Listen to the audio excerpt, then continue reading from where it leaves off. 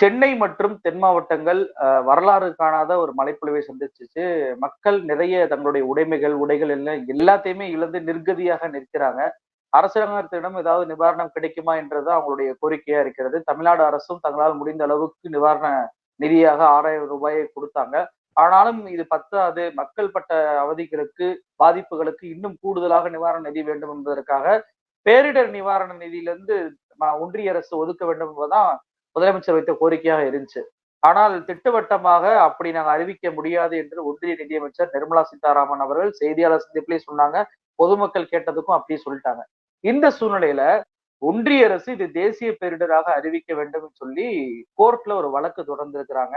அந்த வழக்கில் ஒன்றிய அரசை நீதிபதி அவர்கள் காட்டமான வார்த்தைகளால பந்தாடியதாக செய்திகளால் நம்மளால தெரிஞ்சுக்கிற முடியுது. கோர்ட்ல அப்படி என்ன நடந்துச்சு கொஞ்சம் விரிவா சொல்லுவாங்க. நீதிபதிகள் காட்டமாக பேசுவது என்பது எப்பவுமே நடந்துகிட்டு தான் இருக்கு. ஆனால் தீர்ப்புகள் நமக்கு சாதகமாக வருகிறதா அப்படின்ற போது தான் ரொம்ப சங்கடமா இருக்கு. சரி, காட்டமா கேள்வி கேட்டுட்டு அதுக்கு ரிப்ளை, அதாவது எல்லாரும் ஒரே இதில் தானே இருக்கிறோம், எல்லாம் ஒரு நாட்டுக்குள்ள தானே இருக்கிறோம், மொழி பேசுறதுனால பயஸ் பண்ணலாமா, டிஸ்கிரிமினேஷன் பண்ணலாமா, கேள்வி எல்லாமே எப்படி இருக்குது அப்படின்னு சொன்னா பாமரனுக்கும் புரியும். நீங்க தமிழ்நாடு உங்களுக்கு ஒத்து வரலங்கிறதுக்காக நீங்க மாற்றாந்தாய் பிள்ளை போல நடத்துறீங்க அப்படி என்பதை கற்றறிந்த நீதிபதிகள் கூட விளங்கி வைத்துதான் பேசுகிறார்கள் அப்படிங்கிறது நீதிமன்றம் எழுப்பிய கேள்விகளின் வாயிலாக தெளிவாக நம்மால் உணர முடிகிறது. நீதிமன்றத்தில் நடந்த நிகழ்வுகள் அடுத்த டேட் போடுறாங்க, பேச போறாங்க, திரும்ப ஒன்றிய அரசு பதில் தரப்போகுது, அது எப்படி என்ன ஏதுன்னு. ஆனால் நான் என்ன கேட்கறேன்னா, ஏன் தமிழ் மக்களின் மீது உங்களுக்கு இவ்வளவு விரோதம், இவ்வளவு குரோதம்? தமிழ் மக்கள், தமிழ்நாட்டு மக்கள் எதற்கெடுத்தாலும் நீதிமன்றம் சென்றுத்தான் ஒன்றிய அரசு, பாஜக அரசு இன்வால்வ் ஆகியிருக்கிற எல்லா மேட்டருக்கும், எல்லா விஷயத்திலையும் நீதிமன்றம் சென்றுதான் தீர்வை பெற வேண்டும் என்றால், அப்ப நாங்க யார், உங்களுக்கு பிறக்கலையா? ஐ மீன், இந்தியாவில் ஒரு பகுதி இல்லையா? தமிழ்நாடு இந்தியாவில் ஒரு பார்ட்டா நீங்க கன்சிடர் பண்ண மாட்டீங்களா? ஆனால் இத்தனைக்கும் அண்ணாமலை மாதிரி அறவேக்காடுகளுக்கு வெட்கமாக இல்லையா? உங்க கட்சி தானே, உங்களுக்கு நீ சோத்துல உப்பு தான் போட்டு தின்றன்னா ஏன் இந்த மாதிரிலாம் எங்களுக்கு ஓரவஞ்சனை பண்றீங்க அப்படின்னு நீ கேட்டிருக்கணும். ஆனால் மறுபடியும் நிர்மலா சீதாராமன் கேள்வி கேட்கிறார். நீங்க அந்த மாதிரி இன்ஸ்பெக்ஷன் ஒண்ணு பண்ணாங்க பாருங்க, அண்ணன் திருமாவளவன் கூட அழகாக சொல்லியிருந்தார், எழுச்சி தமிழர் வெறுங்கையோடு ஆய்வு செய்தார் அப்படின்னு. வந்ததுதான் ஒரு 4 பொட்டலையாவது பிடிச்சிட்டு வந்திருக்கலாம்ல. என்னுடைய நண்பர், நான் ராமநாதபுரம் சென்றிருந்தேன். அங்கு தமிழ்நாடு முஸ்லிம் முன்னேற்ற கழகத்தை சார்ந்தவர்கள் தூத்துக்குடிக்கு ரிலீஃப் எடுத்துட்டு போயிருந்தாங்க. வண்டி லாரியில, பெரிய லாரியில எடுத்துட்டு போயிருந்தாங்க. அப்போ போகும்போது அவர் எனக்கு சொன்னாரு, எல்லாமே கொடுத்துட்டோம், ஏன்னா 2000 வீடு கிட்ட சுத்தமாவே ஆக்சஸ் இல்லாம டிராக்டர்ல தான் வர்றாங்க எல்லாருமே. ஒரு 2000 வீடுகள் கிட்ட நாங்க உணவுப் பொருட்கள் கொடுத்துட்டோம். ஆனா கொடுத்துட்டு ரிட்டர்ன் வரும்போது திடீர்னு எங்களுக்கு பசி. அவர் சொல்லும்போது எனக்கு ஒரு பக்கம் திருப்தியோடும் அதே சமயம் ஆச்சரியத்தோடும் இருந்தது. ஏன்னா ஒரு தடவை பொருளாதாரம் படைத்தவர்கள், வீடு வெளியே தான் இருக்குது, போற வழியில் எங்கேயாவது சாப்பிட்டுக்கலாம், அந்த பசிங்கிறத கொஞ்சம் நேரம் கடத்தினா போதும், சாப்பிட்டுடலாம். ஆனா அவர் சொன்னது என்னன்னா, பெரிய பதற்றம் உண்டாகி விட்டது. ஏன்னா எல்லாருக்கும் எல்லாமே கொடுத்தாச்சு. அப்புறம் ஒரு சின்ன கடையில நாங்க ஒரு நிறைய பேர் சாப்பிட்டோம், 500 ரூபாய்க்கு தான் பில்லு வந்துச்சு, அது மாதிரி ஒரு சின்ன கடை தான் கிடைச்சது, அதில் நாங்க சாப்பிட முடிஞ்சது அப்படின்னு சொல்றாரு. அப்படி சொல்லும் போது அவர் அந்த வேதனையை பகிர்ந்து கொள்ள அந்த வழியை என்னால் உணர முடிஞ்சு. இவ்வளவு பெரிய பாதிப்புக்கு உள்ளாகி இருக்கிறோம், இவ்வளவு பெரிய கஷ்டத்தை சந்தித்திருக்கிறோம். ஆனால் ஆய்வு செய்யக்கூடிய இந்த வழக்கு தோன்றுவதற்கான காரணம் என்ன? அதுதான் நம்ம முதல்ல ஆய்வு பண்ணணும். எதற்கெடுத்தாலும் நீதிமன்றம் தான் செல்ல வேண்டும் என்றால் அப்புறம் எதற்கு நீங்கள் இருக்கிறீர்கள்? எங்கள் பிள்ளைகள் நீட்டால் பாதிக்கப்பட்டு கொத்து கொத்தாக தற்கொலை செய்து தூக்கில் தொங்கினாலும் நாங்கள் நீதிமன்றம் சென்றுதான் நீதியை பெற வேண்டும் என்றால் அப்புறம் என்ன கிழிக்கிறதுக்கு உங்களை நாங்கள் இங்கே நியமித்து வைத்திருக்கிறோம்? எதற்காக? அதுதான் நீதிமன்றத்திலே நீதிபதிகள் கேள்வி கேட்டார்கள். எம்எல்ஏக்கும் ஓட்டு போடுறாங்க, எம்பிக்கும் தானே ஓட்டு போடுறாங்க. இதுக்கு இந்த கேள்விக்கு அர்த்தம் தெரியுமா? இந்த கேள்வியுடைய ஆழம் புரிகிறதா? இந்த கேள்வியின் மூலமாக அவர்கள் என்ன கேட்க வருகிறார்கள் என்பதை விளங்குகிறதா? எம்பிக்கு தானே எம்எல்ஏ ஓட்டு போடுறோம், எம்எல்ஏ தானே ஓட்டு போடுறோம் அப்படின்னா என்ன அர்த்தம்? நாங்க என்ன தனி நாடா அப்படின்னு அர்த்தம்? தமிழ்நாடு என்ன தனி நாடா? உங்ககிட்ட கேட்டு வாங்கணுமா, எல்லாத்தையும் கெஞ்சி வாங்கணுமா அப்படின்ற அர்த்தம் பட நீதிபதிகளே பேச வந்து விட்டார்கள் என்றால் உள்ளபடியே நிதர்சனமாக என்ன நடந்து கொண்டிருக்கிறது என்பதை நம்மால் உணர முடிகிறது. அப்போ எங்களுடைய பிள்ளைகள் தூக்கில் தொங்கினாலும் உங்களுக்கு நாங்க நேரடியாக உங்ககிட்ட கேட்க முடியாது, எங்க கருத்தை கேட்க முடியாது, எங்களுடைய கவலையை சொல்ல முடியாது, எங்களுடைய ஒப்பாரை கூட கேட்க நேரம் இருக்காது. நாங்கள் நீதிமன்றம் தான் நாங்கள் நீதிமன்ற கதவுகளை தான் தட்ட வேண்டும். எங்கள் வீட்டு ஆண்கள் ரம்மி விளையாடி செத்து போனால், மடிந்து போனால், அந்த வீட்டு பெண்களுடைய தாலி அறுந்தால் அதற்கு தமிழக அரசிடத்திலே அவர்கள் கோரிக்கை வைத்தால் அதற்கு அந்த ரம்மியை தடை செய்வோம் அப்படின்னு சொன்னாலும் மீண்டும் அதை நிறைவேற்ற வேண்டும் என்றாலும் நாங்கள் நீதிமன்றம் தான் செல்ல வேண்டுமா? எந்த நியாயத்துக்கும் நாங்கள் நீதிமன்றம் தான் செல்ல வேண்டுமா? எதற்குமே நீதிமன்றம் சென்றுதான் தீர்வை பெற வேண்டும் என்றால் அப்ப ஒன்றிய அரசையும் மாநில அரசுக்கும் இடையே ஒரு இணைப்பு பாலமாக செயல்பட வேண்டிய ஆளுநர் மூர்க்கத்தனமாக செயல்பட்டு கொண்டிருக்கிறார், அவர்தான் வம்பு செய்து கொண்டிருக்கிறார் என்பதை நம்மால் உணர முடிகிறது. ஒண்ணு. இப்ப என்னன்னா, ஓட்டு 2 பக்கம் தானே போடுறோம், எதுக்கு இந்த மாதிரி நிலைமை உண்டாக்கிருக்கீங்க? நியாயமா பார்த்தா என்னுடைய கருத்து சரி என்றால், as far as my knowledge is concerned, என்னுடைய கருத்து என்ன, அப்ப அவங்க கூட சொன்னாங்க, முதல்ல கேலமிட்டி ஆஃப் ரேர் சிவியாரிட்டின்னு அதை வந்து டெக்ளேர் பண்ணணும், அதுக்கப்புறம் தான் அதை நேஷனல் டிசாஸ்டரா அறிவிச்சு பணம் பெற முடியும். அதையும் அவங்க கேட்கறாங்க. முதல்ல இது ரேர் சிவியாரிட்டின்னு டெக்ளேர் பண்ணுங்க ஃபர்ஸ்ட், அதுக்கப்புறம் தான் நேஷனல் கெலாமிட்டியை கொண்டு வர முடியும். இப்போ எனக்கு எப்படி ஆயிட்டு இருக்குதுன்னா, நல்ல நல்ல விஷயங்கள் எல்லாம் வந்து நல்ல நல்ல விஷயங்கள் அப்படின்னு சொன்னா அரசியல் செய்வாங்க. ஆமாப்பா செய்யத்தான் செய்வாங்க, நம்ம அந்த ஒரு விஷயத்தை புரிஞ்சுக்கணும். ஆமாப்பா அரசியல் செய்யத்தான் செய்வாங்க அப்படிங்கிற மேட்டர்ல எல்லாம் நீங்க அரசியல் பண்ணீங்க. இரு கருத்துக்கள் வரக்கூடிய வாய்ப்புள்ள, அதாவது நீட்டு நாங்க நல்லதுக்கு தான் பண்ணோம், எப்படின்னா நாங்க நல்லதுக்கு தான் பண்ணோம், உங்களுக்கு அது புரியல அப்படின்னா அதுல அரசியல் பண்ணீங்க. நீட்டை அவன் இது எப்படி இருந்துச்சு, அப்போ நம்ம அந்த நீட்டு கதையை பார்க்கும்போது எப்படி இருந்துச்சு அப்படின்னு சொன்னா, ஒரு திரைப்படத்திலே வந்து மணிவண்ணனும் விஜயும் வந்து போவாங்க.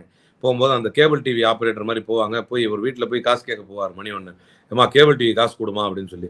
அப்போ அந்த வீட்டு மருமக சொல்லுவோம், காசு கிடையாது போ அப்படின்னு சொல்லும். அப்போ அந்த மாமியார் கூப்பிட்டு, இங்க வா தம்பி இங்க வா அப்படின்னு சொல்லுவாங்க. கூப்பிட்டு என்ன அப்படின்னு, என்ன சொன்னா அப்படின்னு, இல்ல காசு கிடையாதுன்னா. அவன் யார் மருமக இல்லைன்னு சொல்றது, நான் சொல்றேன் கிடையாது போ அப்படின்னு சொல்லுவோம். இது அந்த மாதிரில இருக்கு. இங்க இல்லைன்னு சொல்றது யார் சொன்னா என்ன, முடியாதுங்கிறத யார் சொன்னா என்ன? முதல்ல எங்க கஷ்டம் உனக்கு புரியுதா, எங்க வேதனை உனக்கு தெரியுதா, நாங்கள் வைக்கின்ற ஒப்பாரியும் அழுகையும் உங்களுக்கு புரிகிறதா? அப்ப நீட்டு வந்து இப்ப அதான் அந்த உதாரணம் சொன்னேன். இல்லைன்னு தான் சொல்ல போறேன். எதா இருந்தாலும் நீ இருக்குன்னு சொல்றதா இருந்தா உதயநிதி நாடகம் ஆடுறாரு நீ சொல்லலாம். நாங்கள் எதற்கெடுத்தாலும் நீதிமன்றம் தான் போகணும் அப்படின்னா, குறைந்தபட்சம் இல்லை என்று சொன்னதற்கும் நான் இல்லாமல் ஆக்குவேன் என்று சொன்னதற்கும் அந்த வாக்குறுதியை நிறைவேற்றுவதற்கும் அவர்கள் எடுக்கின்ற முயற்சிகளை மக்கள் பார்த்து கொண்டிருக்கிறார்கள். நீங்க என்ன பண்றீங்கன்னா திமிரு தெனாவட்டோடு, அதான் திருமாவளவன் சொன்னார், வெறுங்கையை ஆட்டி கொண்டு வருகிறார். அதுதான் அந்த உதாரணமே, தூத்துக்குடி உதாரணம் சொல்ல வந்தேன்.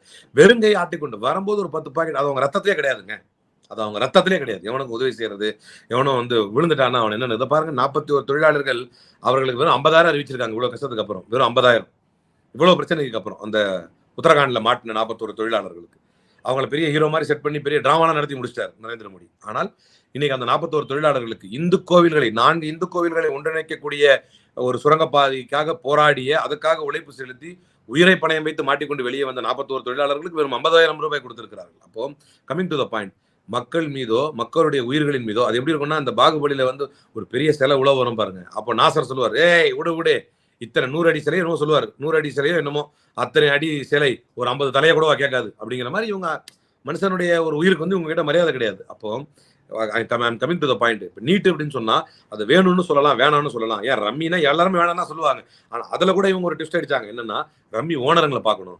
எங்க அப்பா உலக வரலாற்றிலேயே சூதாட்டம் வைக்கிறான்னு சொன்னா சூதாட்ட ஓனருக்கு நியாயம் பார்த்து நியாயவஸ்தங்க இவனுங்க தான். அப்போ ரம்மி ஓனர்களை கூப்பிட்டு பேசினாரா இல்லையா? அதெல்லாம் வந்து எவ்வளவு நகைப்புக்குரிய ஒரு விஷயம். நீ வந்து நீட்டை தடை பண்ணணும்னு பெற்றோர்கிட்ட போனா நான் பேரண்ட்ஸை கூப்பிட்டு மீட்டிங் நடத்துனார், அதுலயும் அசிங்கப்பட்டார். ஒரு பேரண்ட் எந்திரிச்சு அசிங்கப்படுத்தினார் கவர்னரை. அப்ப அதே மாதிரி நீ வந்து மக்களுக்காக ரம்மியை தடை பண்ணணும்னு சொன்னா நான் ரம்மி ஓனர்ஸை கூப்பிட்டு பேசுவேன் அப்படின்னாரு. சரி, அகைன் நம்ம coming to the point, sticking to the point. இருவேறு கருத்துக்கள் வாய்ப்புள்ள பல விஷயங்கள். இவர்களை விடுதலை செய்யலாமா அப்படின்னு சொன்னா, இவர்களை விடுதலை செய்யலாமா அப்படின்னா இல்ல செய்யக்கூடாதுன்னு ஒரு குரூப் சொல்லும் எப்படியும். அப்ப இருவேறு கருத்துக்கள் உள்ள இடத்துல வந்து நீங்க இழுபறி பண்ணீங்க, நீங்க வந்து உங்க அரசியலை காட்டினீங்க. ஏண்டா பணத்துல வியாபாரம் பண்ற அயோக்கியர்களா? இது பணம்டா, இது டிசாஸ்டர், இது பேரிடர், இது மக்கள் செத்து கொண்டிருக்கிறார்கள், உணவுக்கு வழி இல்லை. நான் சத்தியமாக இதெல்லாம் நம்ம பேசலாம். நம்ம மாதிரி சென்சிட்டிவான ஆட்கள் பேசுறதா இருந்தா அழுகையை அடக்கி கொண்டுதான் பேச வேண்டும். விளையாட்டு கிடையாது. இவங்களாம் என்ன களத்துக்கா போயிருப்பான்? நம்ம போய் களத்தில் வந்து விளம்பரம் இல்லாமல் பல பணிகளை செய்ய வேண்டும், அந்த மக்களை போய் சந்திக்க வேண்டும் என்றும், இங்க சென்னையில பாதிப்பு ஏற்பட்ட போதும் புகைப்படங்கள் இல்லாமல் டிரான்ஸ்ஜெண்டர்ஸ்லாம் இங்க தனியா இருக்கிறாங்க. இங்க வந்து ஒரு டிரான்ஸ் இதெல்லாம் இருக்கு. இங்கெல்லாம் நம்ம போய் அந்த உதவிகளை செய்ய வேண்டும் என்று அதை ஆய்வு நடத்தி அதெல்லாம் நம்ம பண்றோம். அதெல்லாம் நம்ம விளம்பரப்படுத்துறது கிடையாது. ஆனா நீங்க உதவியும் செய்யறது இல்லை. நீங்க உதவி செஞ்ச விட விளம்பரப்படுத்திக்கலாம், உதவியும் செய்யறது கிடையாது. இப்படி அநியாயமா உபத்திரம் பண்றீங்களே. நீதிமன்றம் சென்றுதான் நீங்கள் டிசாஸ்டர் நடவடிக்கை. இதுல இருக்கிறதே மிக வேதனையான விஷயம் என்ன தெரியுமா? எல் முருகன் சொல்கிறார், அதை தமிழ்நாடு அரசு தான் அறிவிக்க வேண்டும் அப்படின்னு சொல்றாரு. இது எப்படி? அதாவது நிர்மலா சீதாராமன் வந்து இன்னொரு அறிவியல் பூர்வமா ஒண்ணு பேசுறாங்க. அதாவது தேசிய பேரிடராக ஒன்றிய அரசு அறிவிக்க முடியாது, தமிழ்நாடு அரசு தான் அறிவிக்கணும். எல்முருகன் சொல்றாரு. அடுத்த கேள்வி கேட்டா என்ன சொல்றாரு? அரசியலாக்காதீங்கன்றாரு. ஐயோ, ஒண்ணு ப்ரிப்பேர் ஆயிட்டு வந்து பேசு, இல்ல குழப்பம் தெரிஞ்ச நியாயமா குழப்பு, ஸ்டாட்டிஸ்டிக்கோட குழப்பு. அந்த குழப்பத்தை எதிர்கொள்றதுக்கு தான் பெரியார் மண்ணில் விழிப்புணர்வோடு உட்கார்ந்து இருக்கிறோம். அதுல எந்த மாற்று கருத்தும் கிடையாது. அப்போ அதுக்கு அடுத்த கேள்வி கேட்டாங்க, என்ன சொல்றீங்க, இவங்க தான் அறிவிக்கணுமா அப்படின்னு கேட்டா, இதுல அரசியல் பண்ணாதீங்க அப்படின்ட்டு போயிட்டாரு. நிர்மலா சீதாராமன் என்ன சொல்றாங்க, 2 பாயிண்ட் முக்கியமானது இதுல.